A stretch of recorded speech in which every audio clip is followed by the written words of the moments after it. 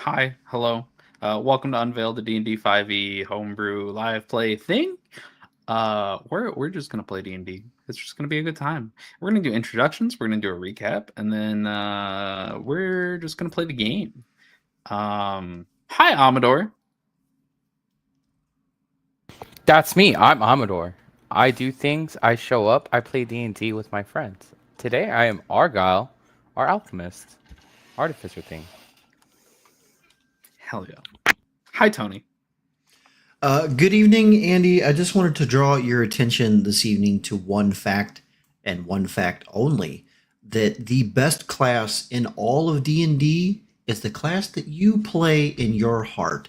The mind's eye is the best beholder of the lore and the truth that is D&D, and I just want you to take that to heart, Andy, whenever you think about tonight and your players and what they want to do, and just say yes. Embrace the word yes, Andy. Back to you.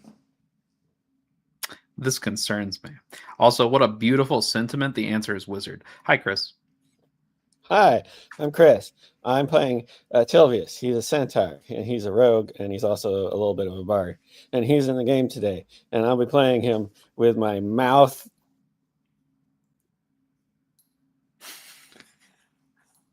I'm so happy for you, dude. Hi, Emily. Hey, before I start, Chris, is that thing's feet made out of candy corn?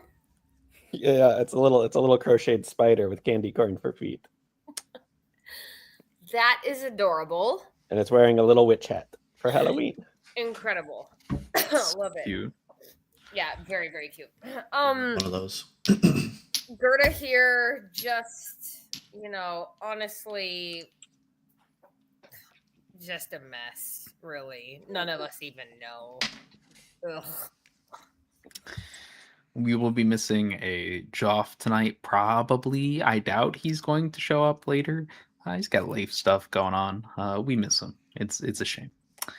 So, last time we were here, technically we had a little cutaway to a meeting that was going on in the capital city of Anrhylot. I learned some interesting things. I got absolutely bamboozled by Joff. It was fun though. Yeah, stuff's going on in the world. But last time we were with our players here, our party, they had just left the port city that they were in, gotten on a boat with the express intent of heading to the capital city of Anrhylot, which is where you will be discarded. That's as far as the ship goes. You will have to find a new method of travel if your goal is Alabaster. But none of you have quite been this far north before, so this will be a new experience for everyone. We come to some 7 days after you've disembarked from the port city. At this point, you're just about out of supplies, and the crew would have informed you that your arrival to Anrhylot will be sometime today. This is a little bit concerning to everybody here, as in your view, you see nothing except the Kirin Mountains to the northeast, which block the entire coastline. So there's no city here. You don't see a castle in the distance. There's just mountains. And that's where we'll pick up. So, Tilvius, they told me that there was supposed to be a city, but like we're really close to the coast. I don't understand how there could be this giant ass city if there's just mountains. Like, where have you been? Have you been here before? No, I've never been out this way before, and I've never actually seen a map. Mostly because our dungeon master hasn't provided one yet. But What an asshole! I don't know actually where this city is supposed to be, except for you get to it through this coast somehow. Okay, well, I guess I'll just have to take the captain's word for it because I don't see a city. That's a little concerning to me. Okay. I'm gonna go find the captain and ask the captain some questions. I'll be back. So she's sitting at the wheel of the ship here. Make an insight check really quick as you're sure. kind of heading over there. Well, that is a what is that? Oh shit, that's a 10 on the die for insight. That's an 11. So as you're looking at her, you can't like fathom the depths of her soul or anything. But there's a look of concern as she's kind of like her head is just jittering along the coastline of the mountains here, as if she's looking for something. There's a moment where she kind of looks down towards the room that got blasted out by a lightning bolt, like the her quarters. There's a moment where she looks down there and then looks back at the coastline, and her eyes kind of squint. Say, Captain, you you said we were going to be coming into port today. Is that right? Yes, it'll be today.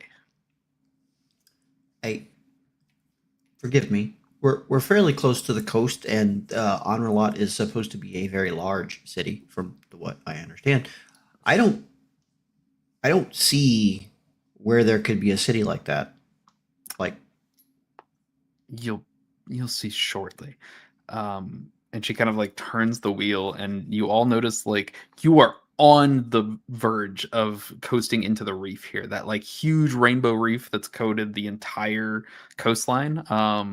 That does not look very fun for ships. Looks very much like a ship would not have a great time with this. You are like right on top of it at this point. Any farther, and you will be inside the reef. Captain, Captain.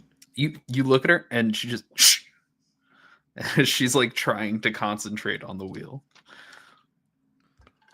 Oh, okay. Okay. Yep. And he's just gonna like back away. Just, okay. Sure. You'll notice as you're kind of backing away, the entire crew has kind of gone quiet. There's not a lot of like talk and conversation going on. It is a very quiet ship at the moment. And then you feel a slight drag as the ship crosses into the reef. But it doesn't ground. It doesn't stop. There's not a large scraping. It's as if it was just touched on the hull. And then you are on a ship gliding through the reef. This doesn't particularly make sense to you. You have a feeling this should not be happening. I guess this is illusory reef. Or just a trick of the water. Yeah. Interesting ship we have here. Okay, I'm going to. Yeah, I'm going to have myself a little glass of tea and just sit here for a little bit. Yeah, that seems nice. And I'm just going to go sit by the railing and just take a minute to myself. Yeah. What are you guys talking about as you are like on top of a rainbow coral reef at this point? The like reflections are coming up on top of the ship now. It's almost like you're sailing through a rainbow. This is really pretty.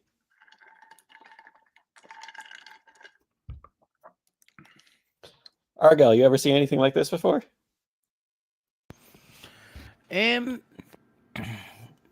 Not really, actually. I've been in my home place up until recently, actually. The most I've ever gotten close to this is some of the natural fish that would actually live in the cenote itself. But other than that, I've never actually seen this. And he's like gesturing it out over the boat. So the boat glides along, and there are moments where the captain's making specific turns of the wheel here. As you do, there are moments where you feel the whole scraping along the reef here, and you see the crew members like their teeth just jar in their mouth. Everybody's kind of gripping ledges or ropes or something just a little too tightly, kind of like white knuckling their way through this. At one point you look up at the captain and she's kind of like just shaking on the wheel here, doing this by memory as she's moving in specific patterns through the reef. Some 30 minutes goes by of this, an hour goes by of this as you make your way through the reef. And then you are at a sheer cliff. You are sailing directly into a mountain.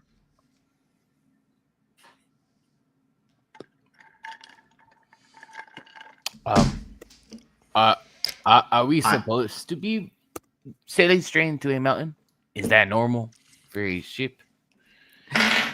Are these things? And I'm like, and Argyle's like looking left and right, like Very spouting this out visibly loud. upset. I'm honestly not stressing about it in the slightest. Yeah, I think Gerda's just chilling. I want to insight check the crew around me, see how they're doing. Yeah. So Go for it. Oh, that's not very good. Wow. That's a 12. On a 12, you get the vibe that there is, as you kind of like come out of this reef and are in open-ish water, kind of like more beach type waters here, definitely more shallow, and headed towards the sheer rock, there's a collective exhale from the entire crew. Oh, they don't seem worried. So a moment goes by. Your characters may feel as they do about coming into collision with a sheer rock wall. As the ship passes through, you watch as the figurehead just slides into the rock with no resistance. And then the front sail, those of you towards the front of the ship, are now in a lit cavern filled with water. About as shallow as it is outside. It comes to about the size of a large lake here underground. As you're looking at the walls and the ceiling here, you see stalactites hanging down. You're a little close to the wall on like the right side here, and you see like distinct marks as if it was hacked out. This doesn't look naturally formed. But this is a massive cavern that could easily hold a ship 10 times the size of the ship you're on. It could easily fit multiple ships through at the same time. Are there any other ships in it? No. So right now it is entirely empty, except for like sconces hanging hanging from the walls here and there, lit with what looked like a green fire. That I don't think we've seen a green fire before. But the ship glides out, and you're just in this like eerily green lit cavern, little lake under the mountain. So above board, is this the guild hall that you talked about that was in the middle of the ocean somewhere? This is not that. We missed that on account of your ship being assaulted. They rerouted course a little bit. Got it. So again, I'm going to look at the captain and I'll be like, I see a cave city. Well, we've made it through the worst part. Welcome those of you that have not been to Lake Meridor. Lake Meridor. Oh, okay. Where the fuck is that? It sits on the edge of Anrhylot. Got it. You know what would be real helpful, Captain? She looks at you. You know what would be real helpful? What would be so helpful? When we get into Anrhylot, right? Like, could you point me to a great place to buy a map of this fucking world? Your best bet would be the castle itself. Perfect. And how do I get there? That is a wonderful question. I've not been let within the interior walls. Cool. Okay. Well, that'll be on the list of things to try to accomplish today. Okay, thank you. Or tomorrow. Or the next day. as you're kind of looking through on the far end of this cavern here, some half hour through your trip through this very odd and like eerie feeling. It's quiet here. The only sound is the sound the ship makes on the water.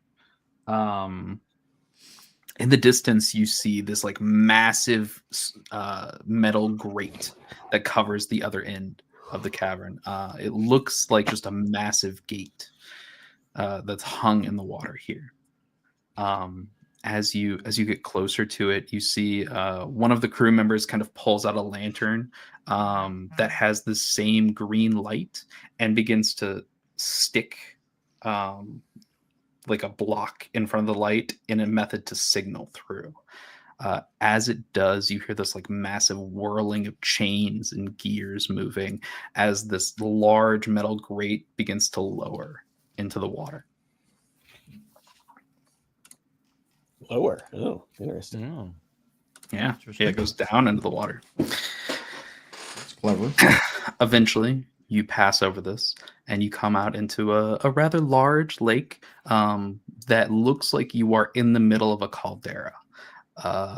From where you are, this just kind of opens up into a large area. In front of you, you see the towering spires of Castle Anrhylot, just massive, lining itself against the horizon of the mountains here, as tall as the tallest peaks of the Kirin Mountains. The one tower that some of us have seen before does extend to the highest peaks. You see the colorful stained windows in the distance. You see that second wall that kind of lines the inner area of Anrhylot that the castle lies inside of. You can't see from where you are too much beyond the inner walls here. As you cast your glance outwards from that, you see a farther wall that kind of lines the side of the Kirin Mountains to the other side of the Kirin Mountains that kind of encircles the city. There is no way in other than through the mountains or through that wall. It is the single defensible point here, other than where you came in. In the distance, as this town is, or this city's kind of layered, you can see past that first wall, and you just see fields upon fields of wheat and corn and other fruit or other vegetables. In the distance, you see like small specks of figures moving about their day, farmers going about their lives. This stretches as far as you can see. The farmlands outside the city are plentiful. As you get a little bit closer here, you start to see the docks that kind of circle the entirety of the Lake Meridor here. They come up to meet you. The captain's headed directly over that way. The town is kind of lit with these green fires along the docks, and then as you look out from the docks, you see normal fire. Whatever magical means they use here is definitely not does not exist throughout the entirety of the town.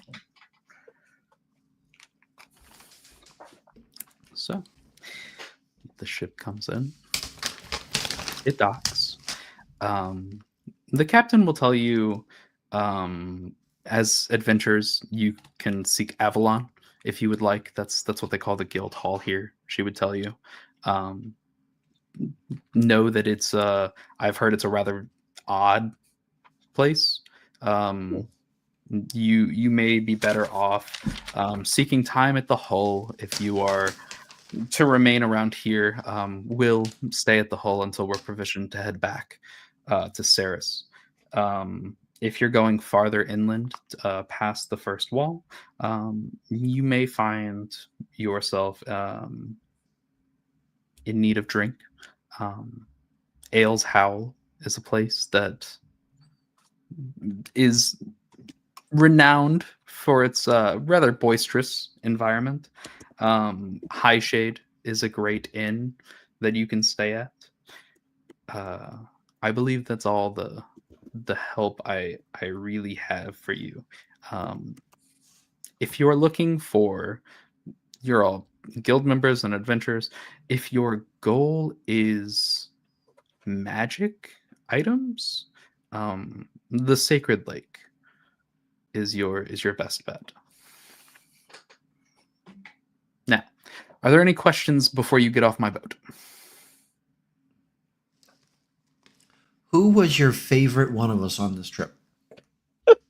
Who saved our first mate? Was it Tilvius? Yeah, I think so. I killed the guy that attacked him at least. I have vortex warped him off the boat. However, I think a smelly rat also might be in the Yeah, but rescue. somebody literally saved the first mate, right? I think it was Tilvius. I think it was Tilvius with the lightning bolt. Okay. She'll just kind of Context. she'll raise an eyebrow at Rosati, and then just nod towards Tilvius. Do a little bow. Teacher's No, pet. good to know. If you ever happen to be around the Saris area again and need a ship, feel free to reach out to us. Definitely will. Thank you, Captain. It's a pleasure. Yeah, thank you for your services. Thank you. Much great thanks to you.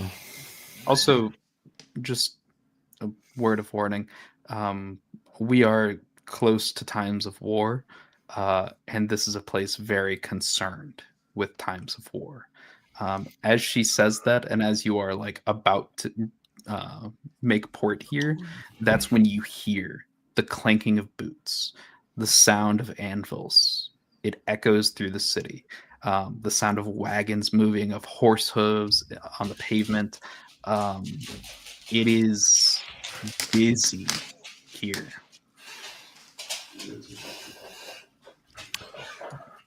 Okay. Well, do we want to try to find the guild hall? What do you guys want to do? I think we should probably check in with the guild hall for a place to stay and to figure out the best way. They'll probably have advice about how to get to Alabaster. Mm-hmm. That's fair. That magic lake or whatever she brought up sounded very nice. Yeah. I really want a map. So I don't know how we're going to go about doing that, but I would really like to know more about. We may have Places. one for you. We may have one for you here very shortly. That may be a thing. I hope some higher power hears this, that we are in need and desperate. We might have to say a bet prayer Matt, tonight. Or As something. the veil light bleeds, you see some fucking hands rip that bitch open and go, soon, motherfucker. Soon, And then- bitch. Soon, Like, bitch. Soon, trademark. Soon, TM. Soon, TM. But yeah, I think going to the guild hall is a good first of action. To Avalon. Along the Good way, I would transition, like everyone. to purchase. I would like to purchase Avalonian street food and pass it out to my friends. Avalonian street. Where the fuck are you getting Avalonian street food? I don't know. It's usually a, Anrhylotian. it's usually Unrelatian, a- excuse me.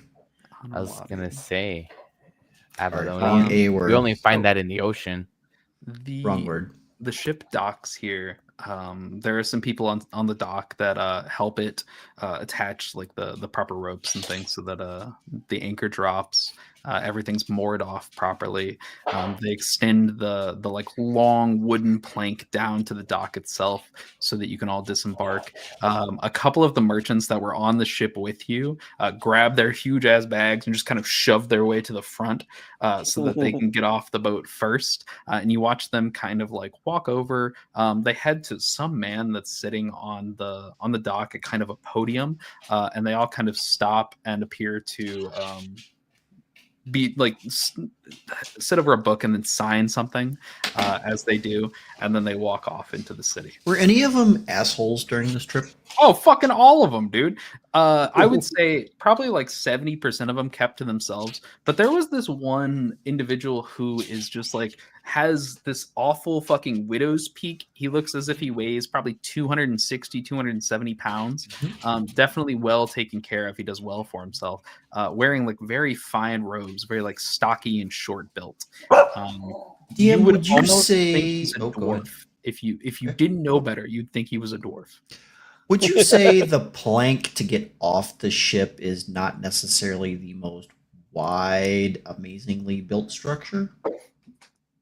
I would say it's not the most amazingly wide built structure. It's just kind of there for you to be on it for 2 seconds as you disembark. This may or may not work, and I think it would be hilarious if it did. I would just like to be leaning up against the railing of the ship and just look over my shoulder when said asshole goes over that little section, and maybe help him catch a bath before he goes in and does business for the day, and gust him off of the plank.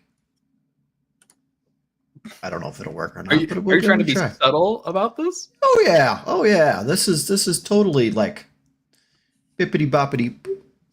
Okay, give me a sleight of hand check. Sure. This is good. What could possibly go wrong? Yeah, really. Everything could possibly go wrong now. Sleight of hand, you say? Mhm. We're gonna go ahead and use one of my portent rolls for a 15.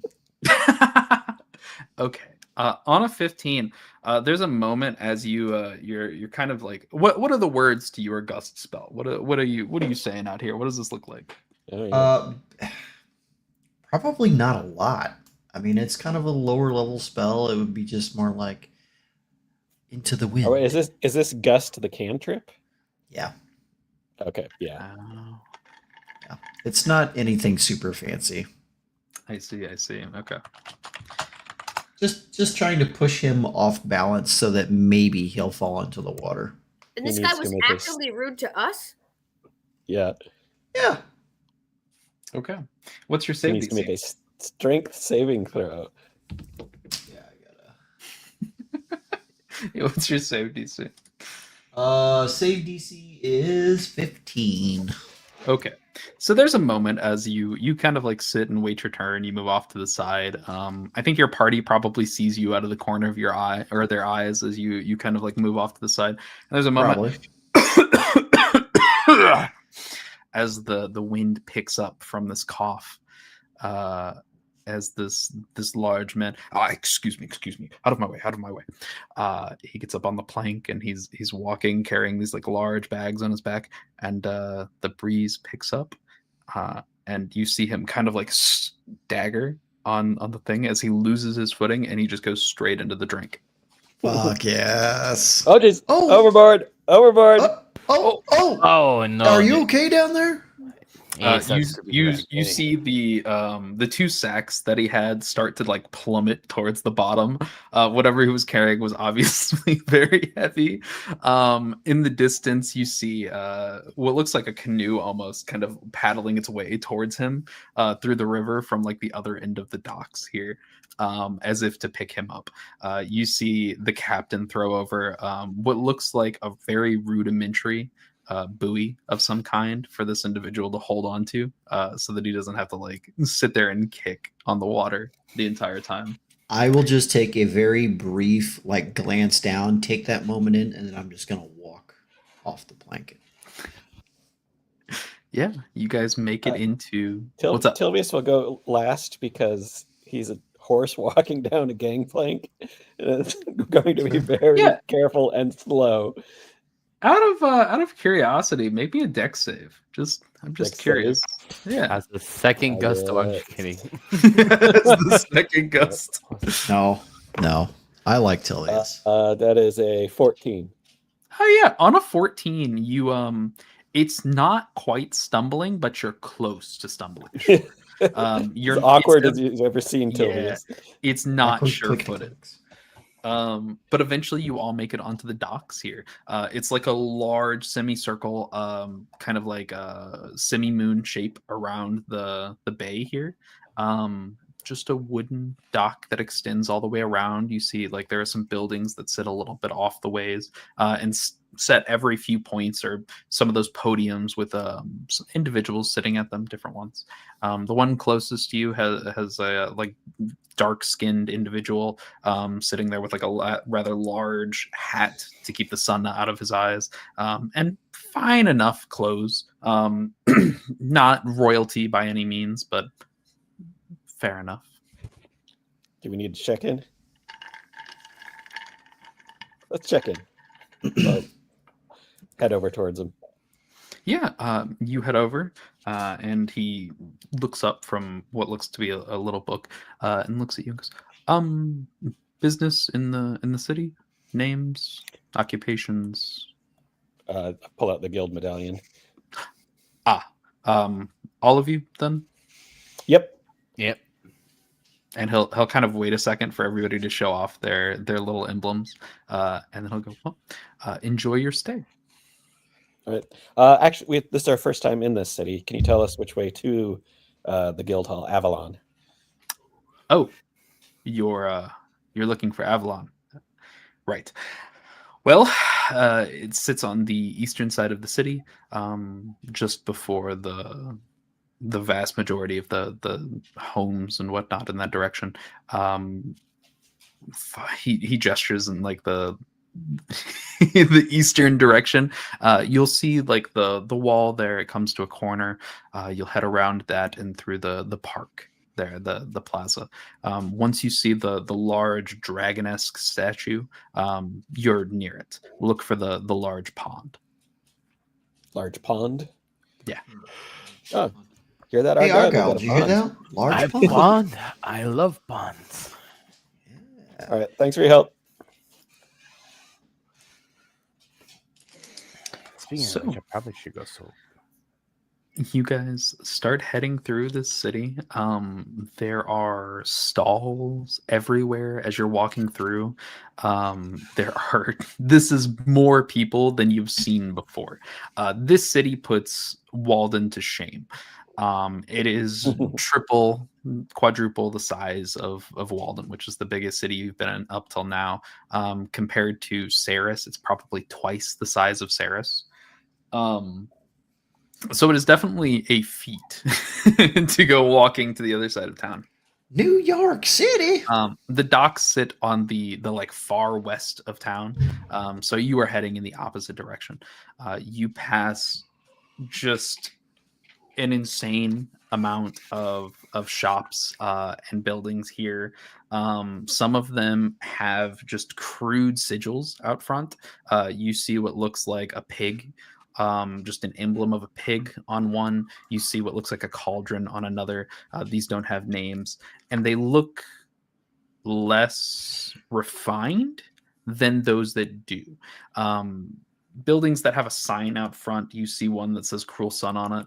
You pass one that looks, as you're kind of looking down an alleyway, those of you that are paying close attention, you see a sign out front of this like almost run down building called La Morte.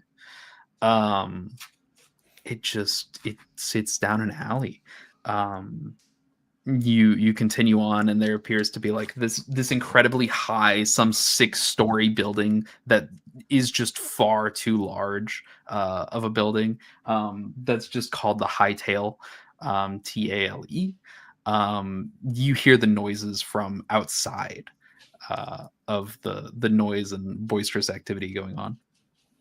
Along the streets, you see knights of different emblems.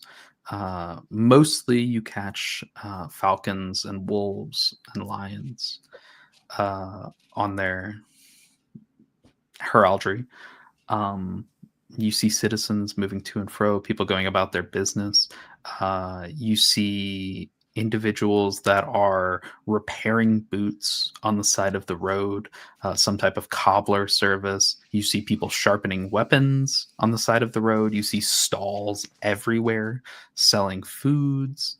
One stands out to you as this little food stall that has 2 wheels on the back and looks to be too small for service. Standing behind it on like this huge stool is just this little gnome man with a large bushy beard, wearing a little red cap on his head, and he's just like sticking wooden stakes into the stand. You can't see what's in it. When they come out, there are all types of meats and vegetables here. There doesn't appear to be any rhyme or reason to it. He just appears to be sticking the stick in, grabbing something, and then handing it to a person. Random kebabs. You see How many people coppers. are in line? Right now, you see 3 people lined up, but the line goes very quick since there's not a lot of preparation going on, and you see coppers sliding across. I You buy see- Gerda 3 sticks. Yeah, man. You walk up and pay the man 3 copper for 3 sticks of mystery meat. You are so kind. It's wonderful. I'll take. You see- I'll go up to him and I'll say, "None of this is horse, right?" No, we have Okay. no horse. I'll put a copper down. Oh, thank you. He sticks in and in one fluid motion just goes and then hands it to you. You How got a is it? whole bell pepper, just a whole ass bell Just a pepper. whole You're bell pepper. All right, great. You're not Hey, quite all sure how right. that happened, but just a whole bell pepper on this. It's not bad, honestly. Like as far as food goes, it's definitely not the finest thing you've had, but for a copper, as you're walking down the street, That's this pretty is fucking pretty good. good. What did Gerda get? What does Gerda want? Are you talking about the 3 sticks that Rosati bought you? You see an odd cube of meat on one that just appears to be like just a large cube. It has Mystery almost cube, my favorite. mystery cube. It has like red veins coursing through it. They're not pulsing, but they're visible veins through the meat. Above that, you see like a whole ass onion. Like whatever this guy's doing. I love eating onion. It's just a whole fucking onion. And then directly above that to finish this one out is the smallest like half piece of garlic just shoved on the end of a stick. So we've got garlic. It's like onion, and garnish. meat. Yeah. Okay, Uh. so sidebar, not in game. I'm literally a clove. I'm not even a clove. I'm a bulb of garlic. If Emily were any vegetable or anything, she would be a fucking bulb of garlic. So This is beautiful. Hell yeah. This is great. on par, crushed it. Fair enough. But yeah, you guys pick up these kebabs. There's plenty of stalls. Like most finger foods that you can imagine being here are probably here. You see a stall for like caramel apples. You see a stall for like some type of crepe design. Though it's nothing like you've seen before. It's almost like a burrito, but you can see the like whipped cream or whatever it is coming out of it in the form of a burrito. You see something that resembles churros, but they look more like a pretzel texture than a churro texture. There are stalls for jewelry here and there, stalls for weapons that people appear to be trying to peddle quickly. Those of you with a more discerning eye for weapons, I won't make you roll for it. These don't look particularly quality. They're being sold near the docks as you work your way through. Is there anything anybody's looking for on the street as you're walking through here? Anything you're trying to figure out or find? Nothing particular. No, I would just like to pick up a small pebble out of the street and put it in my bag. Oh yeah. This fucking guy. Okay. You pick up a pebble and put it in your bag. You continue on through Anrhylot here.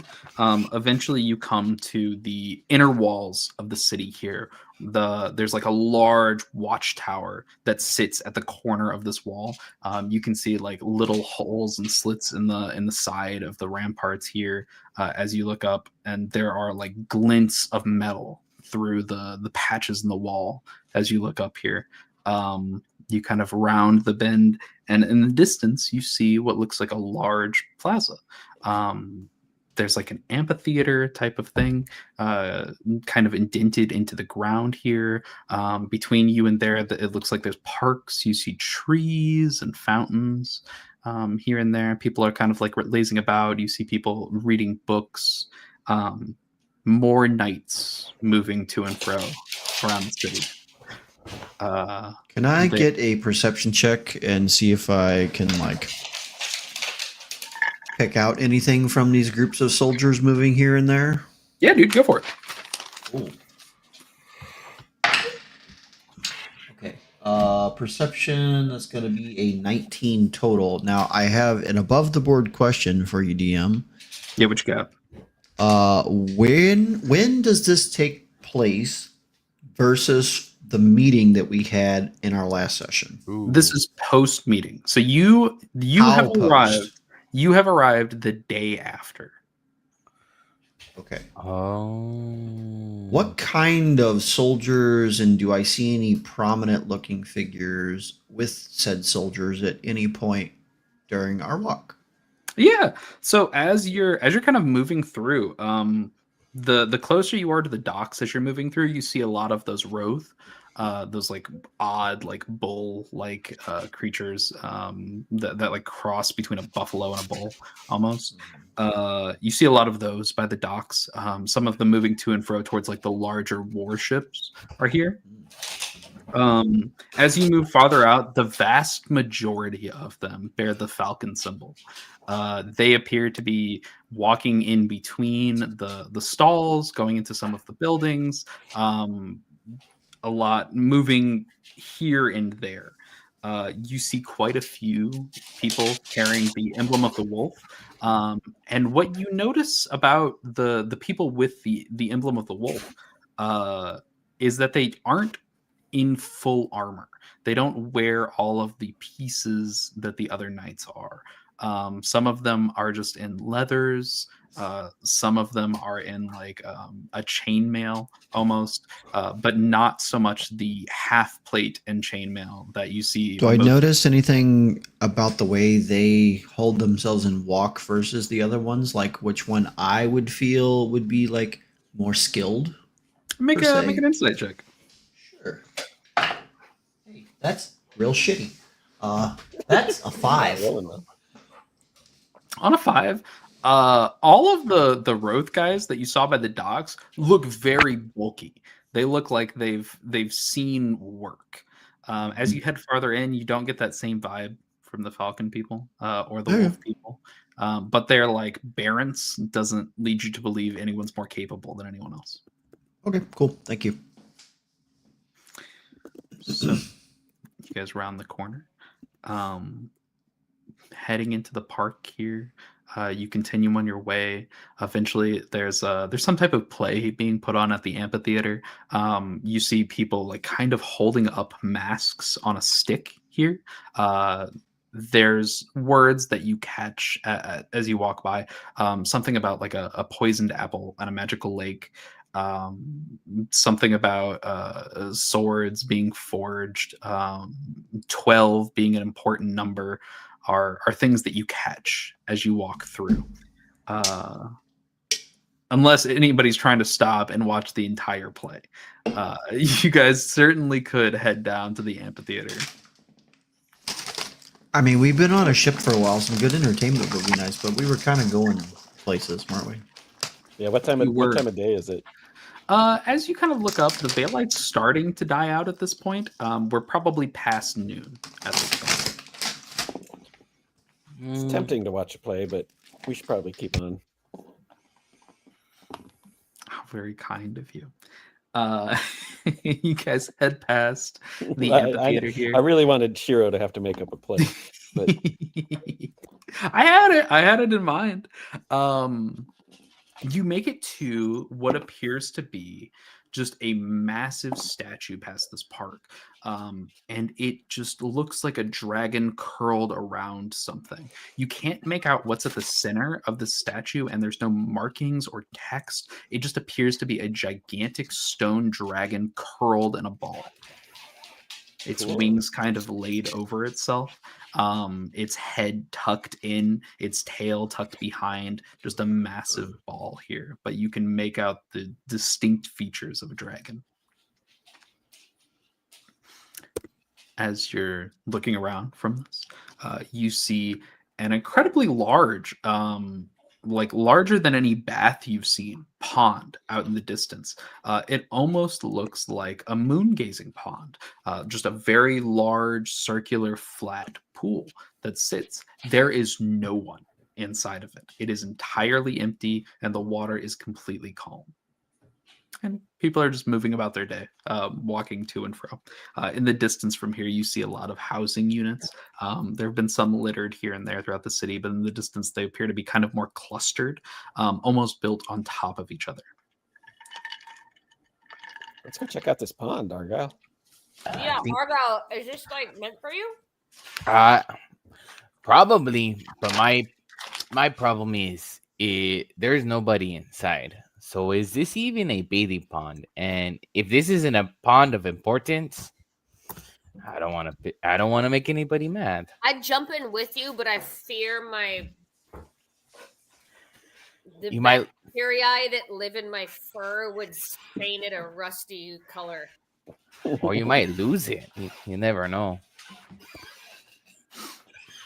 It does not appear to be very deep. It's maybe 4 or 5 inches deep. 4 or 5 inches deep? Mm-hmm. It's not a very good soaking pond. I still I want to walk inside it. Okay. I think that's wise. You too. take steps inside and you watch as the water kind of ripples and reverberates outward from your steps, and nothing happens for a moment. You're all just kind of watching Argyle walk in. Eventually, are you walking like towards the center? Yeah. Okay. You walk towards the center of the pond, and you get there, and you're kind of like looking around, and nothing happens. And you turn around to look at everyone else, and you stop, and you just kind of. And then, for a moment, as you stop moving and the pool settles, Argyle disappears. Oh. I charge right in after.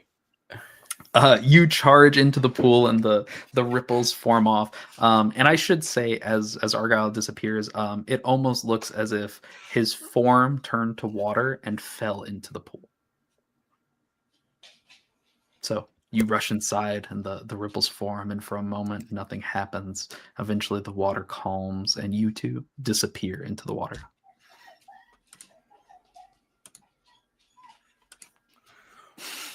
Rizzotti, the same thing happens. You don't move too far in, you move a bit of the ways into the pool, and then you just kind of stop, and you're standing there, and as the water comes to rest, you disappear. Gerda, you've now watched everyone disappear. Yari's also walked in and disappeared. I do think it is worth noting at this point, Cirrus would have looked at you all as you were walking through the city, and he would have informed you that there are things that he wants to learn about here, places that he wants to visit in the city, and he would have excused himself. What's up? You're muted. Well, me? I think Tony. Oh, I was just saying, peace be the journey, friend. run the rhythm, run the rhyme, something. It's bobsled time. It's bobsled time. My God. I feel like at this point I'm the only sane person left, so I'm probably gonna take a concoction from the depths of my robes. Perhaps inhale some of it. And then hold on. I can't wild form into any aquatic creature, can I? You can. Really? What? Why ew? No? No, you can. 100%. Who said ew? No one said ew. Oh. What can I turn into? Like a tadpole, or like a little like Archimedes in the little goldfish in the goldfish in the Disney version of Sure. King Arthur? Archimedes. Yeah, you tell Sword in the Stone. me. Sorry, You not tell me Archimedes, I what mean fish. wart. I want to be a pretty little goldfish, but not like a gross one. I know that I'm normally disgusting, but let's imagine that beautiful goldfish that swims around in Fantasia, where her tail's all iridescent. Oh, yeah. Okay. Okay. So you're wild shaping into a goldfish? Yes, but into Hell a yeah. goldfish. And then I'm just gonna take a little jaunt around the pond to see if I can see any of my friends perhaps smothering under the water in an incorporeal form, or I'm just gonna investigate. Yeah. I can. Maybe I can breathe life into them like the mermaids did to Robin Williams in Hook. Yeah. But like through a tube. As you're kind of swimming around the pool here, you don't see anybody else inside. But you notice something odd. It appears to be significantly deeper than you thought it was. As in, you don't see the bottom; it gets dark as you look down. Everywhere. Just you. Or I thought you said it was only a few inches. It was. Now it is not. Yeah, as you are swimming around inside of it, it appears to be incredibly deep. Okay, I'm gonna change. Actually, I'm no longer a goldfish. You know those disgusting deep sea the lanternfish that have like the jaw mouth and they have like a thing off their head that glows and an anglerfish? An angler, that's it. Yeah. That's the one. Yeah. Okay, now I'm one of those. And I'm just gonna... You could also be an octopus or a reef shark if you'd like. I kind of like the disgusting fish with teeth Yeah. and thing. Hell yeah. So now I'm one of those, and everyone went towards the center and disappeared, so I think I'm going to go there. Is that where it's the deepest? Can I tell? It is deep all the way down. From the entire circle here, it appears to just extend down in a cylinder. Well, I mean, I guess I'll probably just... If I'm on the outskirts here, I'm just going to go at a 45-degree angle towards the middle until I hit it, and then I'm going to go down, and then I'll just, like, try and find the homies. And honestly, if they don't appear, I mean, I guess we cross that bridge and we come to it. Okay. As you're heading down, we will cut to everybody else and get back to you.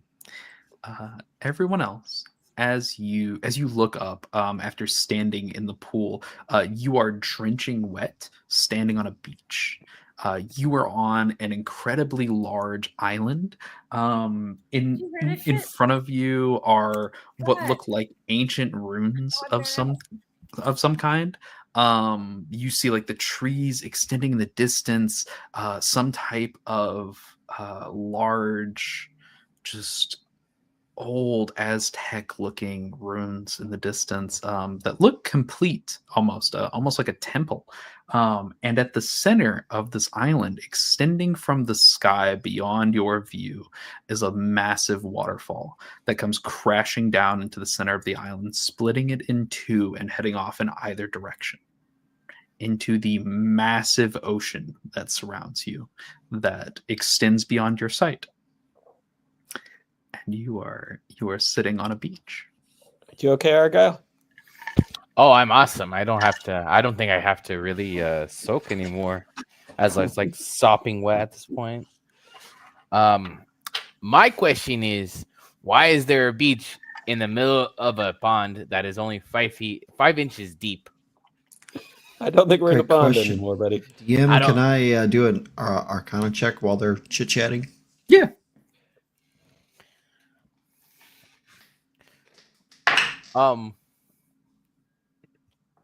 Can I also make a perception check just to kind of get a greater detail of like my surroundings, including the runes? For sure. 15. 5. On a 15, this is a fucking demi-plane. Oh, that's great. That's a 6. I better get all the detail right now. As you roll a 6, something that sticks out to you is that these runes look a little familiar. They remind you of home. It's not a 1-to-1, but it's similar. Pretty damn close, I assume. Yeah. It looks like, if you had to guess, these look older, like an older version of what you've seen before. I start walking.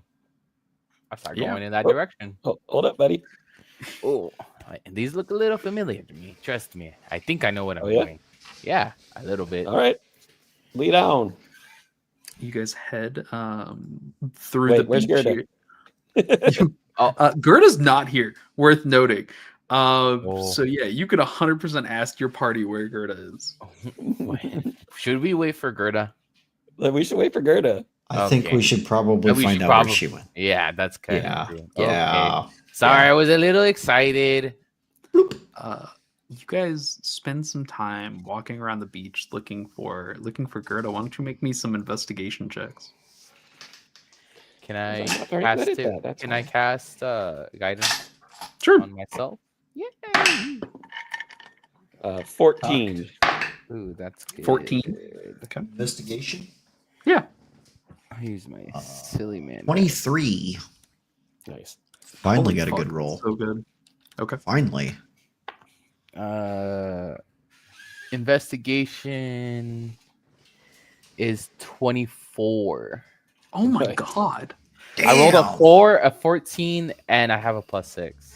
Holy shit. Okay. So as you guys are looking around, you're looking through the beach, you're checking the water, you're looking a little bit into the ocean. Tilvius, as you are heading back out to see if maybe she got stuck in the water somewhere, maybe she's like somewhere in there, a massive shadow catches your eye underneath the surface of the water. And you're kind of staring at it for a second, and it appears to be moving past your line of view, and then you see like a large yellow eye stare at you, and then it passes, and then another yellow eye, and it passes, and then another yellow eye, and it passes, and you realize you've been staring at whatever this large creature is for the better part of 15 seconds, and it hasn't disappeared. Is it me? No. Did we get shrunk down? This thing's huge. It is large. Rosati, as you're kind of looking around, what catches your interest most as you're looking for Gerda is you're looking for signs of like magical manipulation here. And this place is like latent with energies just everywhere. It reminds you of Loch Nym. The concentration here is similar to the seal at the bottom of Loch Nym. That's the other time you've seen this much magic concentrated in a place. But there's no Gerda here. You don't catch the signs of like failed teleportation or anything along those lines. Argyle, on a massive, insane investigation check, I'm going to give you a leap of logic as well. You're looking around and you notice you are sitting on the beach next to the river that feeds out from the massive waterfall. As you're looking upstream to the river that feeds into the ocean, the waterfall extends into the sky above, out of eyesight, just extending into the heavens. Worth noting, there is no veil here. There is only light. Okay, so it's no veil light. So there's literally no ball of light in the sky that would be the veil light. It's just like set lights over us. Right. And then on top of that, I not only see the waterfall, like a normal waterfall going in towards the ocean, but I see the rest of that waterfall coming out from the sky. Correct. Okay. And that's you landed next to the river that is extending into the sky. Like you just fell down this large waterfall and ended up here. Do I see Tilvius or Rosati next to me, or in like shouting distance? Oh yeah, there. Rosati's out closer towards the ocean as you're kind of inspecting the river, and Rosati is just kind of almost meditatively standing around, just kind of peering around the area. I'm gonna approach Rosati and I'm gonna kind of like tap his shoulder or I guess tap his side to kind of like snap him out of it and be like, "Did you notice?" And I'm gonna point up to the river in the sky. Oh, that's weird. That is weird. Have you Did we? Have you ever seen this before? No, I can't say that I've ever seen anything like this before. It is very extra planar, like I will say that. Whoever did this is a pretty cool trick. I would love to learn this sometime. This would be a neat one. I don't think this is Yeah. a trick. I feel like this is Uh, someone's reality. it's okay. So it's real, but somebody made it up. Does that make sense? Like it's real, but it's like Yeah, I kind of get it. It's okay. like we're in someone's diorama or like Yeah. or like a stage and we're a part of the set. Yeah, kind of like that. Kind of like that. Yeah, that's a good way to put it. Um, have you seen Gerda? No, but I saw the thing in the sky, but no Gerda.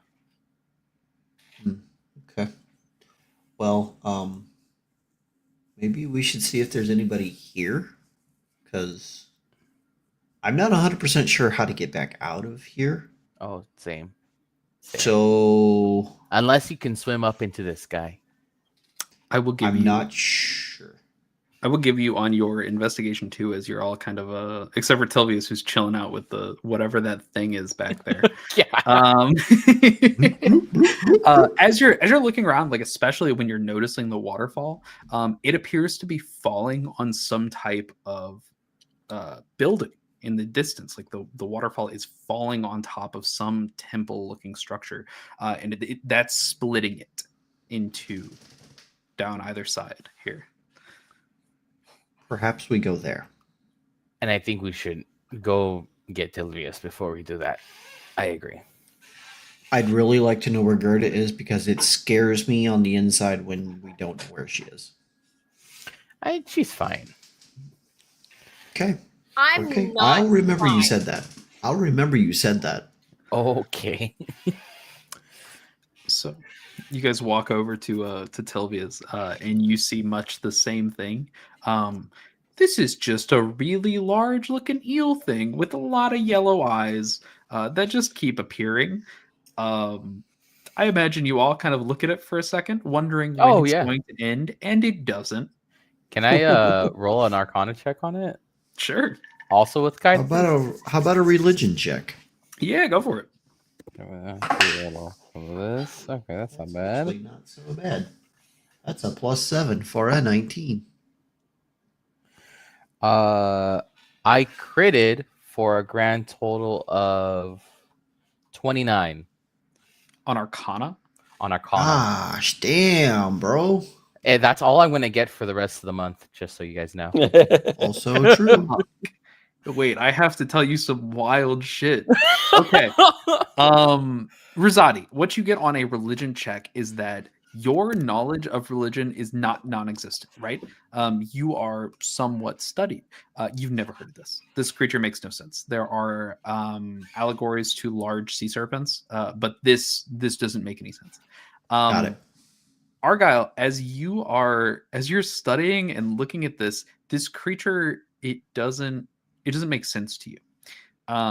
But the longer you look at it, the more you come to terms with the concept of creation and summoning. You have the notion and instinct that this feels like a familiar. What the fuck? Oh boy. Holy shit. As you're looking at this and looking at this, the concept of this perhaps being a familiar, on a nat 20, the idea that this exists here has to be for a reason. Your artificer brain starts to put two and two together. This place can only exist because of this thing. Whatever it's doing is vital to the existence of this place. Thank you, Big D20. I appreciate that. Okay. Yeah. Oh, I don't know what to do with that information, but I share that with everybody. Okay. Worth noting, Yari's here as well. She's doing her best to figure out like if you can survive, if there's game nearby. If this is a livable location, like how bad of a situation is this, right? If we can't get back. So you guys start heading through the woods. And a couple of minutes into your walk through the woods, you start hearing like these loud noises of creatures crushing through trees and leaves, things being splintered and broken. You hear as it gets closer the sound of boots on dirt, of metal and chainmail rattling, of plate mail crunching against each other as people move. You hear the sounds of weapons colliding against some type of material that I don't think any of you have heard before. And eventually, once you get to a clearing, you watch as this massive wyvern breaks through the tree line and lands into the clearing, kind of just colliding on the side of its wing as it falls into the ground. And from the other side come a group of knights of Anrhylot as they're running out, swords drawn, some of them holding like scrolls out. You see one in the back is holding what looks to be like a long wand type thing with a book in his left hand. And they are chucking spears, running up to attack this wyvern and throwing spells at it. As you come into this clearing, there's probably a moment where your instincts take over and you may choose fight or flight here, right? I'm a little bloodthirsty. I want to fight. Okay. I think it'd be real fucking cool to fight a wyvern. It would be. Yeah. So, cool. what are you guys doing here to fight this? I'm not gonna make you roll initiative. This is kind of like a surprise round, but what are we doing here? How close is it? I'd say Yeah. it's probably 100 feet from you on the other side of this clearing, about the maximum distance here. Perfect. DM, how wide would you say its mouth is whenever it opens? As you're watching it, it's kind of landed and hasn't been able to get up from its like crushing its wing laying on its side here. You watch as its neck slithers around in an attempt to bite someone. And as it opens its jaw, there's probably 5 feet of space between like the opening of the jaw. It's a big fucking Cool. wyvern. It's huge. Cool. I'd like to do something fun and interesting. From the entrance of the mouth, how deep would you say it would be before you couldn't see anymore? From the entrance of the mouth, how deep before you couldn't Like see if the mouth is 5 foot open, like yay, is How it far like back does it go? how far back does it go? It's kind of curled at the moment. So I think from the head of the mouth, you can maybe only see like 6 or 7 feet back as it's kind of like curving around. Cool. Point of order question again. How close is the closest person doing battle from that point? You see one of the Knights of Anrhylot with kind of like a ponytail, just a black ponytail tied behind his head. Looks to be younger, in his like early 20s maybe, is standing there waiting for the mouth to come at him with his sword poised, just pointing at it. Cool. I'm gonna yell duck as loud as I possibly can. Okay. And I'm gonna chuck a fireball in the back of its mouth. Okay. All right. Okay. What's your save DC? It's only a 15. Yeah, roll damage, dude. That's a Oh my fail. god. Oh my god. Oh my god. Does anybody look visibly like injured or critically hurt right now? They all look as if they've been traveling through a jungle for the better part of a day, but you don't see like bloodied clothes or like massive scrapes anywhere. assume there's probably some bruising and maybe some like light scarring on them, but nothing stands out to you, especially from this distance. That's 27 fire damage, sir. 27 fire damage. Okay. Tilvius, are you doing anything during this interaction? Not yet. I'm waiting to see how this first round plays out. Okay. See if I actually need any help. I'm sorry. Is that no, go ahead. that younger Anrhylot soldier really close to the blast? Oh yeah. Okay. I'll do him a favor and vortex warp him. Okay, he is going to try to resist this. That's fine. Yeah. That's a 14 con save. Man, bro sucks. Okay. Yeah, man, you vortex warp him. He's sitting here getting ready. He hears duck, and for a moment his head swivels. That would be incredibly dangerous. He does not drop to the ground, but he loses focus to try to like channel in on what is making this noise that he did not expect. As he looks away from the creature that's about to bite him in half.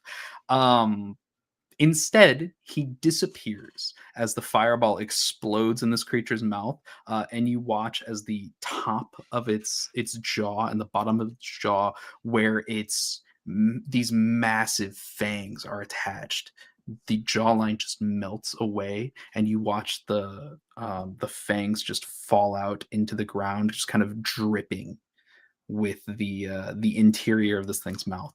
It doesn't remove the head, but all of the interior, like the gum line and the teeth, are just falling out and dripping onto the ground here.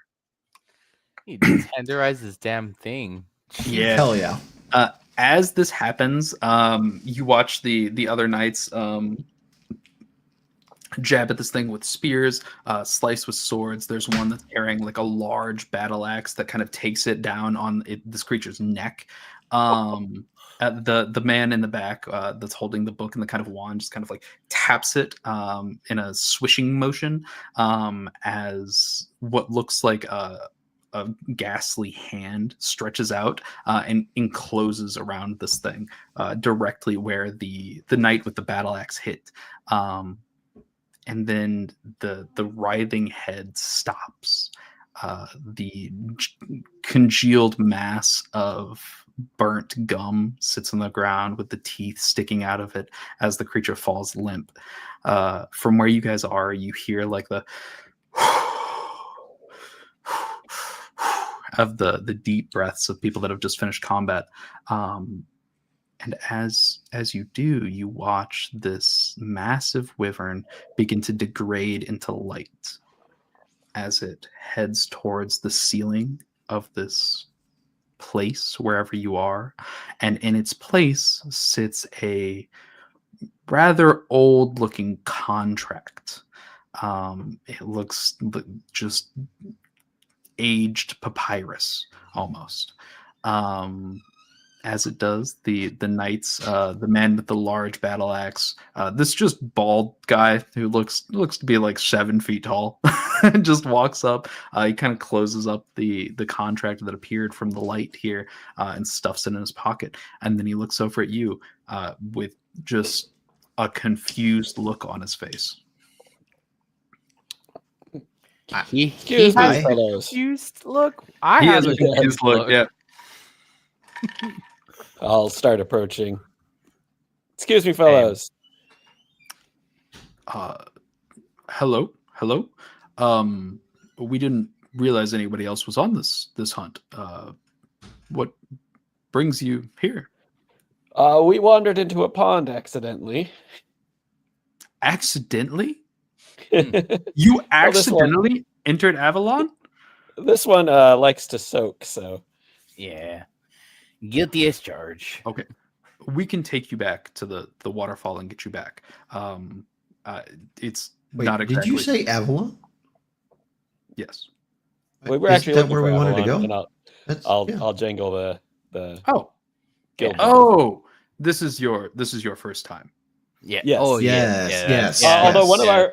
one of our friends has not followed us, and we would like to go back and try to collect her if possible. What did your your friend not enter the pond, or? I guess not. Well, I couldn't tell you if I wanted to. Well, we can check for her or them. Would have said them. Once we get to the temple. If you've never been here before, welcome to Avalon. The knights Thank use you. this as a training ground, as do many of the guild members. As you can see, there are some creatures around, some more difficult, some less difficult to battle. It's a magical place. that was pretty you'll cool, by the you'll way. see you'll understand once we get to the temple. I mean, kind of takes off, heading back up along the river's route towards that temple in the distance. As you guys fuck off towards the temple, we're gonna cut to Gerda. Gerda, you are Yay! swimming down this fucking fat ass waterfall. Eventually, you get to a point where the darkness has kind of started to subside. You see light at the end of this like tunnel of water here. As you're kind of heading down, it breaks out, and you see this island from the top down view. You see the waterfall falling down on this temple. You see like this large island spreading out in the distance, and then ocean as far as the eye can see. The trees and beaches and everything, and you continue down until you get to the temple. The waterfall kind of falls into the temple, and then bleeds out from there into the rivers.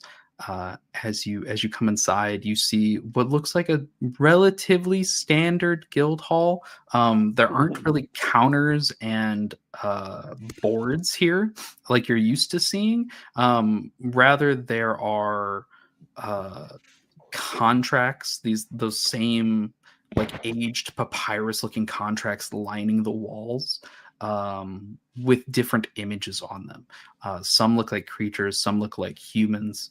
The humanoid creatures have blackened faces, with no distinct features. And as you come in, there are some knights and other guild members mulling about.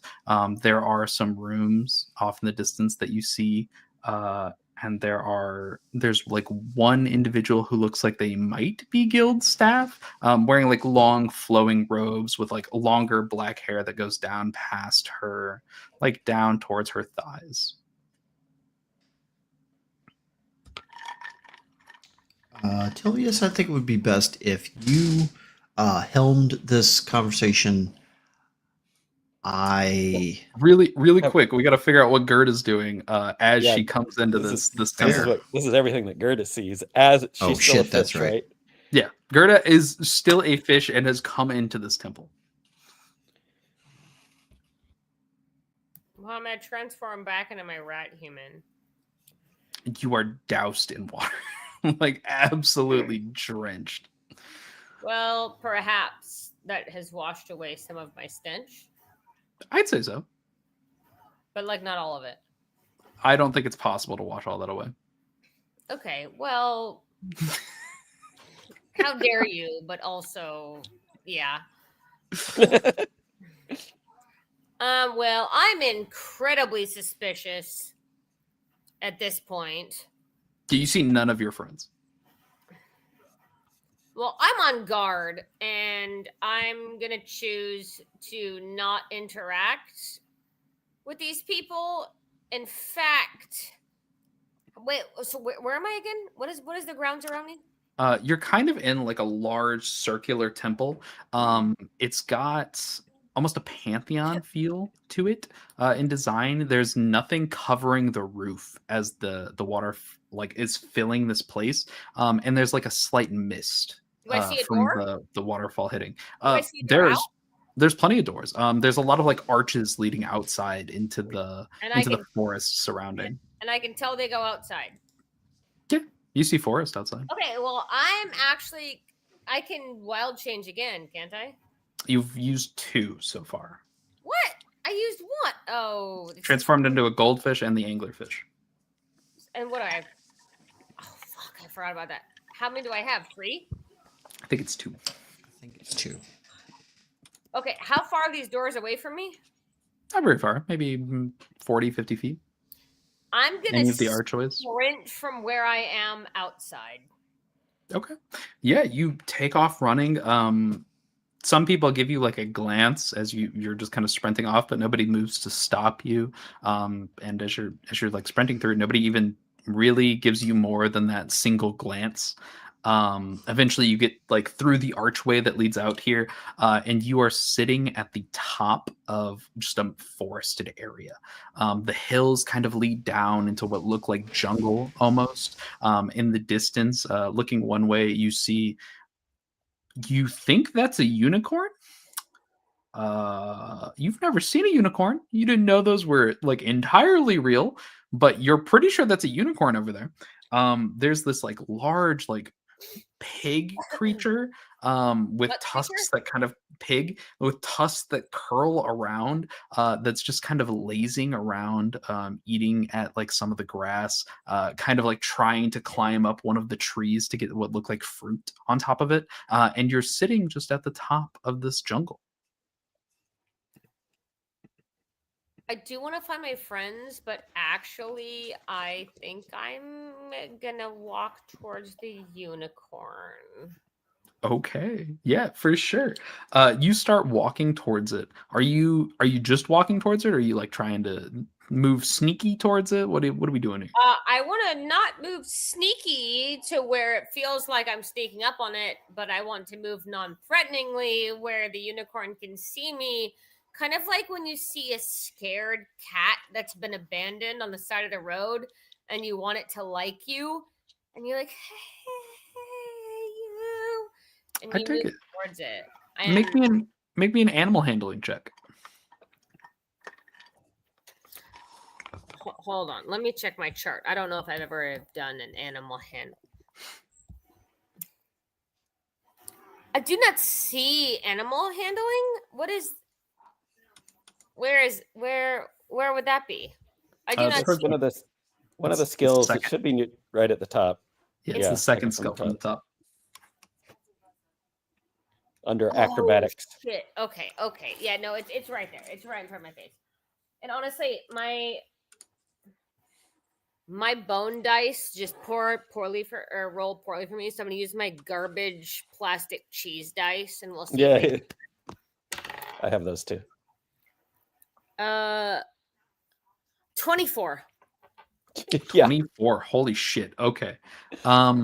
You head over to this thing and you're kind of like gesturing towards it and trying to be as non-threatening as you can. And very it just kind of it So picks delicate. its head up towards you, and you see this like shining yellow horn spiral down towards the base of it. Yeah, it's yellow. Goldish yellow, but yellow. It looks at you and gives you like a once over, and you see its hooves kind of like pad into the ground here as it considers running, and then it stops and it just kind of bends its head back down and goes back to grazing. How close am I? Probably 10 feet at this point. I'm just gonna sit down. Okay, you're just chilling with the thing. I feel like we need to observe each other before we can interact more, so they can understand that I'm just some sort of weird, ununderstood creature as well. I dig it. So, also, my stench has mostly been washed off, so I feel oh my god, chowder. So I feel like this is the most unobtrusive I've ever been. I like it. So you sit here with this unicorn. Some time passes, as it continues to kind of like every once in a while it'll pick its head up and look at you and then go back to what it was doing and then pick its head up and look at you. Eventually it will walk over, and kind of like poke you with its snoot, to just try to understand, and it sits there and brings its head level with you as you're sitting like cross-legged on the ground here, and it just kind of stares into your eyes with this one fucking big ass almond colored eye.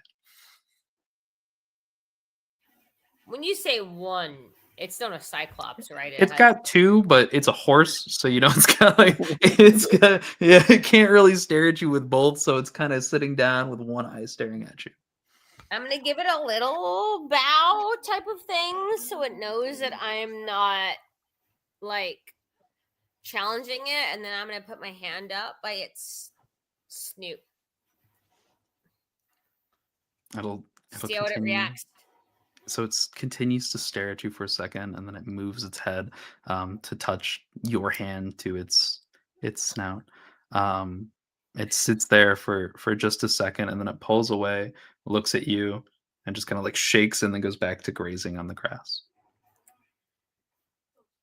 Honestly, I feel real okay. Well, all right, Rusati. If the animal handling hadn't been a 20 fucking 4, baby. No, I feel good about the interaction, and I'll maybe scoot a little bit closer, and I honestly feel good about what happens. If I have any nuts, oh my god, chowder. Look at that So tail. cute. If I have any sort of nuts, preferably chestnuts, I would love to pull them out of my robes and toss them at said unicorn. If not, I assume I have some sort of dried fruit. I'd say you have dried fruit. I don't know how typically edible it would be. Like, it looks good to Gerda. You know what I'm saying? Oh, yeah, but an Equian couldn't eat it. Okay, well. It's Gerda. You told me, man. All right, I'm not throwing anything. I'll just scoot a little bit closer and brood about the fact that my party never came back for me. So, as you are sitting there brooding, and this unicorn has just kind of accepted you as part of this little like glade that it's got going on, you hear stomping through the woods. Like some armored people are coming this way, heading up the hill of this jungle towards the temple. You guys on the other side of this have been walking for feels like an hour, 2, maybe 3 hours. You don't have the best grasp of time here without the veil. It's just constantly the same brightness. Eventually, you come towards a glade here as these individuals have been walking with you, and you see like a unicorn in the distance, and you see someone sitting next to it, just kind of relaxing in a glade. Looks very druidic. As you get a little bit closer, the knights are moving to take you around this, right, to avoid this encounter with like some magical creature that they're not on board with, right? This wasn't the goal. They're gonna move to go around it. As you guys are getting closer, that druid thing in that field looks a little familiar. You've seen that tail before. Those rat ears. Mm-hmm. Possibly my scent precedes me. The large, like bald man with the battle axe slung across his back. We'll move just around this glade. Oh, that's here. her. What? Oh. That's our final party member. Argyle's gonna kind of squint. I've already smelled them, and I have gently stood up as to not upset the unicorn, and I have put myself in between it and this oncoming party. Right. Well, I'm glad that you found your lost companion. When you've recounted with them, you can head to the temple up there, and ask for an explanation. I suppose. I imagine Morwen will be able to help you with what you need here. We'll be heading towards the temple.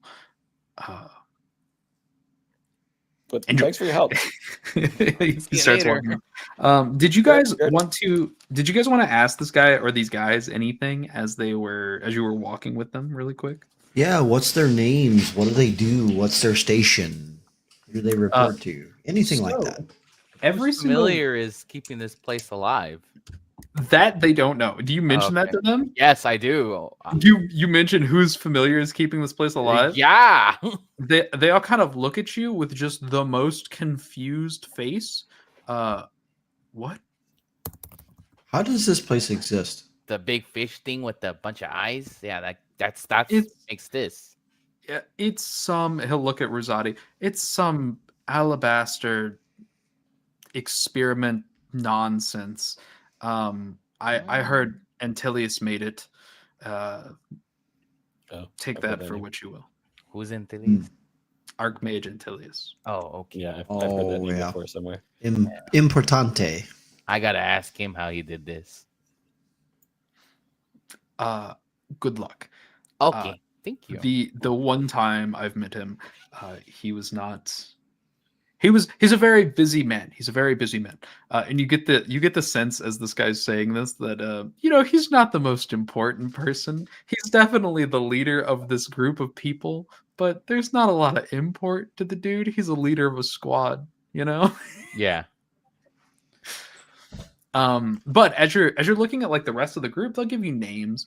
The man that's kind of like leading the way, his name is Eric. You catch like Joris, Arald,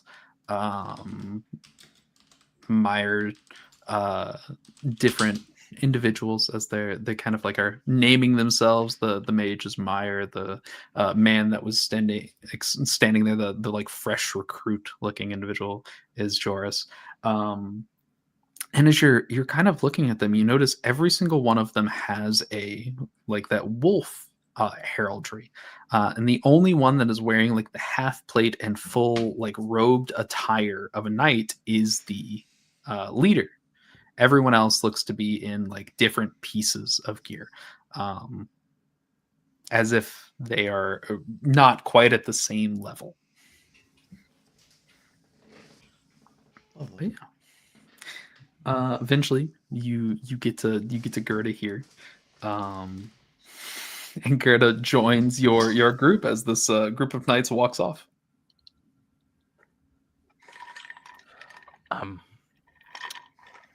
Who's your friend? Yeah, who's your friend there? I don't think they want to be bothered. Oh, okay. I'm very sorry. I didn't mean to intrude. Let's You guys just are kind get of- out of here. Let's give them their space. You're on like the edge of the Oh. clearing here. Okay. Okay. I don't know his name. How'd you end up so far inland? We all appeared on the beach. Oh, that is true. Yeah, you guys all disappeared, and I swam and searched for you, and it looks like you guys just went on an adventure without me, and no one came back for me. Well, they said the way to get back to you was to come this way and go up the waterfall. So that's what we were on our way to do. But here you are. Yeah. Okay, well, I'm less hurt. Yeah, we literally sat on the beach for what, a good solid 20 minutes waiting to see if you were going to come out, just like the rest of us. Okay, I'm less upset now. I thought You really think we were going to leave you behind like that? I didn't think, but then That it happened. really and sucks, my Gerda. feelings were hurt. Oh, I understand. am sorry. I'm very sorry. We're I okay didn't- now because a unicorn nuzzled my face or my hand with its face. So That's I pretty fair. don't think I could trade that experience for anything, considering I am a disgusting creature of mold and darkness and the most glimmering light creature of spirituality nuzzled this disgusting hand. It went boop. It's So nothing can ever it's- take that away from me. it's really funny that you say that. Rizati, just really quick, make me an Arcana check as Gerda's telling you. Go. Can I also make a Arcana Sure. check? Anybody that wants to. Can I do it with I'm always gonna say it. Can I do it with guidance? Wait, are you going to take this beautiful experience away from me, or are you going to No. enhance it? Well, Not at all. I think we're gonna enhance it because I know some things about unicorns. Well, you see, I have a +7, and that was a 18, so that's like a 25. Okay. He got better than me. I only got 16. Okay. On a 16, nothing clicks in your mind. On a 25, Rosati, Gerda tells you the story about how she got here and what's going on. And Argyle put together that this is probably some creation of wizardry, right? Yep. As you're considering this and considering the creation of wizardry, it dawns on you. Whoever made this didn't consider a druid wild shape. That was not a consideration in how this fucking transportation system should work. Right? Nobody Right? fucking put that shit, that was not tested. Nope. So that's your understanding of what went on here. They bypassed whatever wards were set in place by this like ancient fucking wizard of like insane powers by wild shaping. That was not a consideration. Gerda slipped in the back door. Gerda, I would just like to congratulate you on something that I just pondered just now. This place was crafted by someone exquisitely in tune with Arcana. And you managed to bypass all of the things set in place to bring people to and from this particular space. So I just want to congratulate you on outsmarting an archmage. Thank you. To a degree. Thank you. And to go back to Tilvius's comment, I'm actually incredible at slipping through the back door. We love that. Fair enough. We love that. True enough. Anyways, that was quite amazing. Shall we continue? We shall. Mm-hmm. Yeah, this is actually the guild hall, Gerda. Oh, cool. All right, so we doing this? You guys, Yeah. did you guys already come here? No, we were on our way. Oh, here. we were literally going We're on our up. way here. So Yeah. All right. you got here before us, actually. Well, okay. Yeah, you're faster. I'm not going first. Okay. Gerda. I say we send Yari first. Yeah, Yari will go first. Yari doesn't mind at all. She's probably been trailblazing like the whole jungle. She heads up towards this like Colosseum-esque structure that is just at the top of the hill here. And you all enter this like nice marbled Colosseum. It is a pure white stone here, the likes of which none of you have seen, as you've not been that far east. Not yet. The like mist from the waterfall hitting the ground here as it splits off into the two rivers that kind of just divide out and head down out of this like large circular structure. The misting hits your face as you walk in. You see some guild members, some knights moving to and fro, looking at the like massive circular walls lined with these contracts that each have images of monsters, of like humanoid creatures, of massive scaled monsters on them. They just sit along the walls here. There are some tables here and there. There's no counter to be spoken of. There are some rooms that appear to be built into like this large Colosseum-esque structure. And then there's that same woman with like the long flowing auburn robes and that black hair that extends down to her thighs, just kind of falling loosely, slightly curled. She looks like she's probably the employee. She does. She's the only one not wearing any armor. Fair. I was gonna say it'd be funny if it was like the same girl from Porceres, like a nurse boy situation. Reading her book. I gotta bring the lady back from Walden. Oh my god! Yes. Oh gosh. Yeah, she was an Eladrin, wasn't she? She was an Eladrin. Yep. She's in Fall Eladrin or Autumn Eladrin or whatever. Something like that. Yeah. I'll head up to this lady. She kind of like stops what she's doing. She's kind of wiping down a table as you head over. She stands up to her full height. It's some 5'9", maybe 5'10" in height. she's not skinny by any means. She definitely looks like filled out. And she looks and goes, "Hi, new. I haven't seen you before." No, this is our first time at this guild. Mhm. We've come from Port Saris. Well, she gives you like a light curtsy. Welcome to Avalon. Thank you. It was quite an exciting adventure to get here. We have a couple of questions. First of all, it's getting late in the day. Are there any rooms available? Yes, we have plenty of rooms. Okay, I figured. You may take your pick. There's no keys. There's no locks. Just take your pick of room. Secondly, we are stopping over in Anrhylot. We're actually on our way to Alabaster. We've never been there though, so we don't know. If there's any assistance you could give us on how to actually get there from here, we'd be grateful. Well, the ships travel. Occasionally, you'll probably find one about every week that departs for Alabaster. You could travel by land, though. I think it would take a significant amount of time nowadays. Although I haven't seen the roads in some 50 years. So they may be different. They may be different now.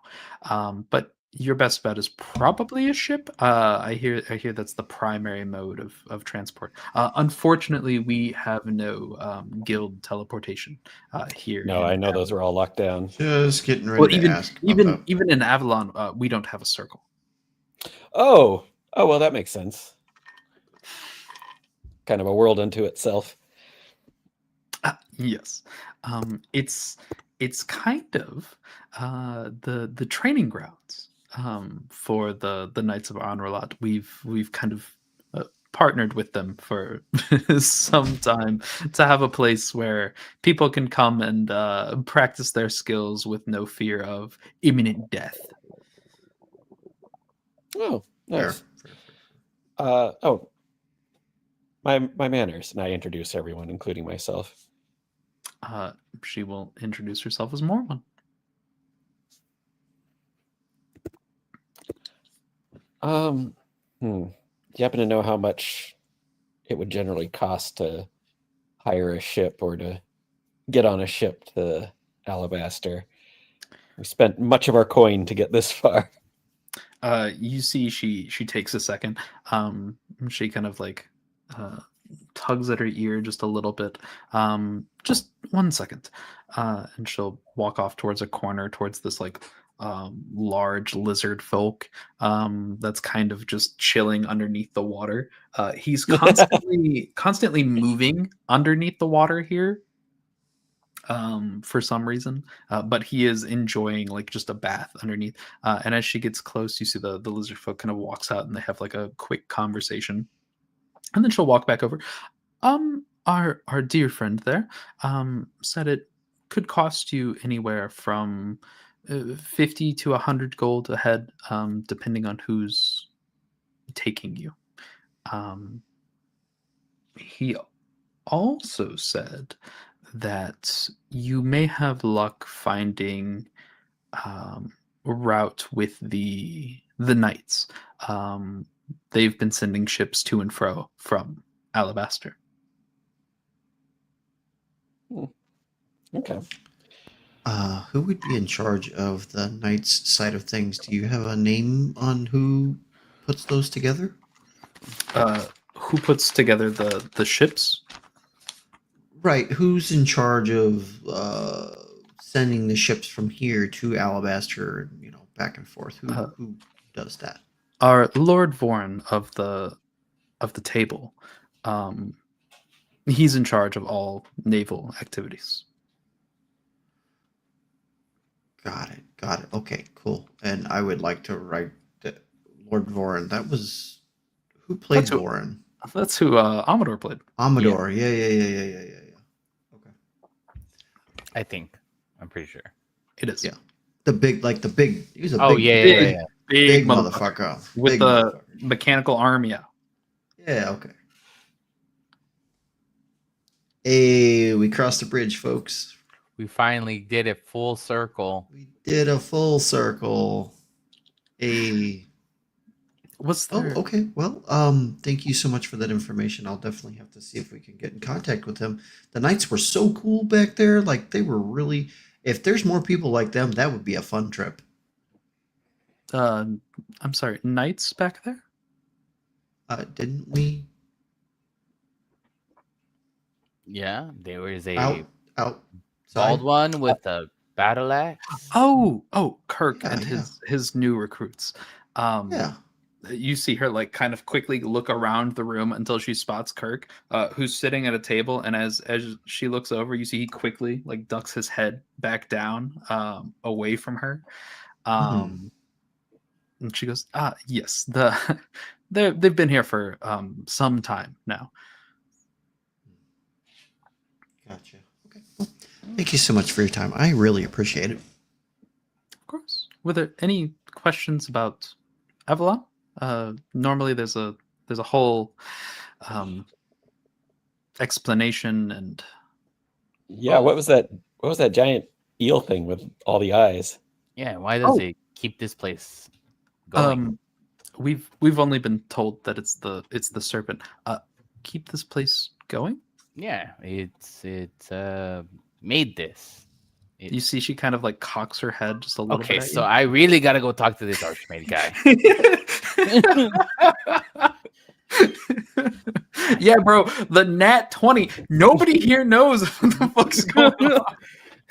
So I sound That guy crazy. does. I'm crazy. I'm the crazy one. Yeah, you're fucking nuts. She'll tell you that it's the serpent. It's been there forever. There are no sea creatures here. There are no contracts at sea. There is no passing the serpent. When Kurt killed the wyvern over there, it kind of just fizzled into light and then turned into a piece of paper. Why is that? That's part of the training. Once you take one of the contracts from the wall, it will morph, summon, create the being on the contract once you reach its appointed location. Once the creature has been slain, it will reform back into the contract, and you may place it back on the wall.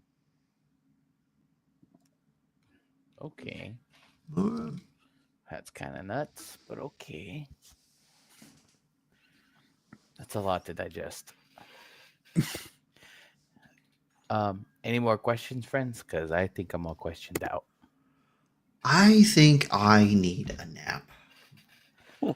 She kind of gestures towards the like open doors here, through like the portcullis. Do you have like a bathhouse I can go to? Is there like one of those, or do I have to do what the lizard guy is doing over there? The only flowing water here is the falls. Good enough for me.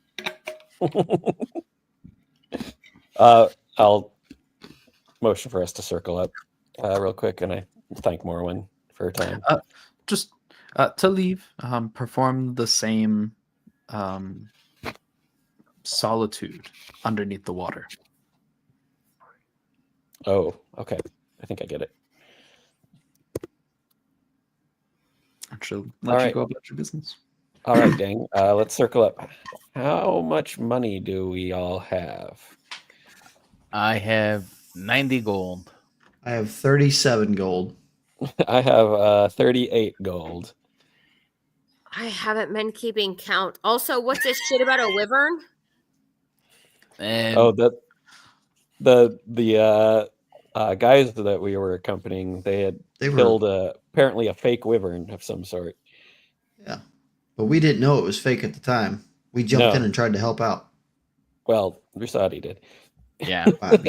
I probably have some gold. I saved the guy from Rusati. You're probably around where everybody else is.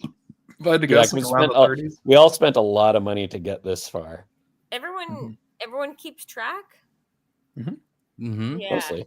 Yeah. You track your own Yeah. Yeah. Totally. That's exactly what I was thinking. Was that I totally did that same thing. That's how you would also describe. But I think everybody's around that like 30-ish mark. Mm-hmm. That's exactly what I was thinking, they're- but I also had around that amount. So good.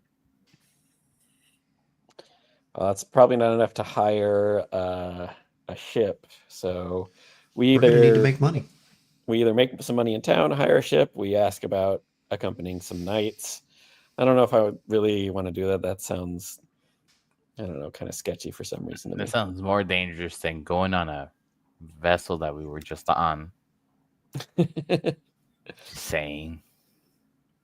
And then there's like people involved in a war are going to be involved in a war. Exactly. That's what I was going to say. Well, perhaps we just like chill a little bit, regroup. Argyle, go soak. If there's anything you want to do, we also need to like catch up with Yari. I'm not sure where Yari went.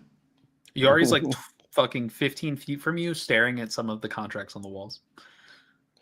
So, we need to chill and regroup maybe a little bit and then decide on a best path of... I'm not sure where Sirius went. I'll say there are... So as Yari's looking... Sirius has fucked off. Sirius has not been with you, said he was going to go explore the town on his own. The posters on the wall have a title at the top, a picture of a creature or monster, and then a number at the bottom, ranging from 1 to 100. Above the 1 to 100 are what look like little X's, and the X's range from 1X to 10X's.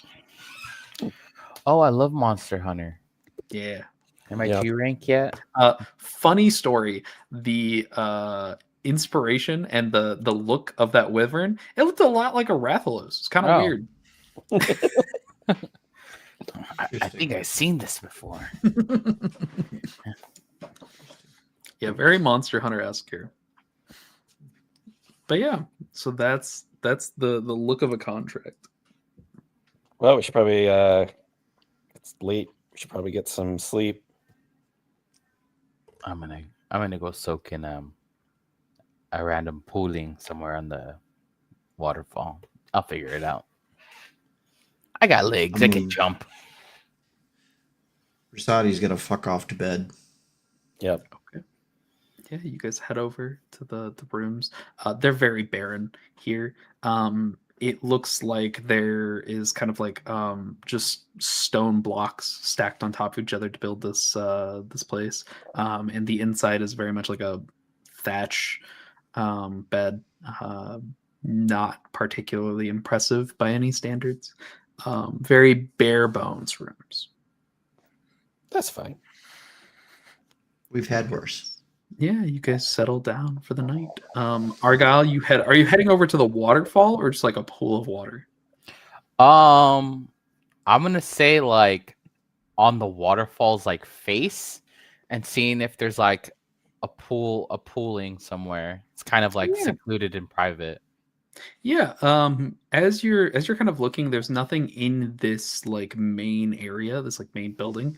As you kind of follow the northern river out of here, eventually it kind of like closes off and follows around a bend in a hill to kind of stay with gravity here, moving in the best way that like it can down the hill. And it pools in just this like small little secluded thing off the beaten trail just a little bit. I in my little frog fashion, strip down and jump in. Hell yeah. You're chilling in a pool. Argyle has fucked off. Yari has joined you. Do you guys do anything before you sleep? Just normal nighttime rituals. Yeah. Well, since we're missing Yari before we get into like the city proper here, or like whatever you decide to do, that's where we're gonna be done. That's it tonight. Woo. Since we're missing a Yari. But yeah, that's it. We Cool. done. That was 2 hours. Whee! That was That 2 was hours. I was It 2 was hours. 2 hours. Damn. Damn. I know. It flew by. Tempest Fugit. That's what happens when you have Tempest fun as a lantern fish. Mhm. All right. Thing. So let's do outros. Hi Tony. Good evening, Andy. One fish, two fish. I'm tired fish, blue fish. Pick up Yari. Go up waterfall. Not waterfall. Knight's boat. Alabaster. I like it. Hi That Chris. was beautiful. Hi, I'm Chris. This is Spooter. We have been D&D tonight for your pleasure. Hell yeah. Hi Amador. Hi, Alex. Andy. I was supposed to say something. What was I supposed to Can you let me know what I was supposed to say again? Hi, bye. Oh, bye, hi. There you go. Perfect. Thank you. Hi, You're welcome. hi Emily. Bye. Hey, Gerda here, which is normally a disgusting, grotesque, stenchy, moldy creature that generally whose scent precedes her, but I just want everyone to know that a unicorn booped my paw/hand with its snoot, which means I touch divinity. Yeah, I are you turning You a new leaf? literally did. Yeah. I feel like that's Literally. not something to be taken lightly, especially considering I'm like a step above a reanimated corpse. I'm like practically Frankenhooker or Reanimator.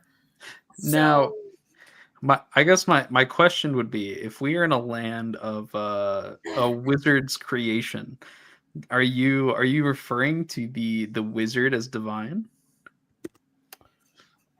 No. Unicorn.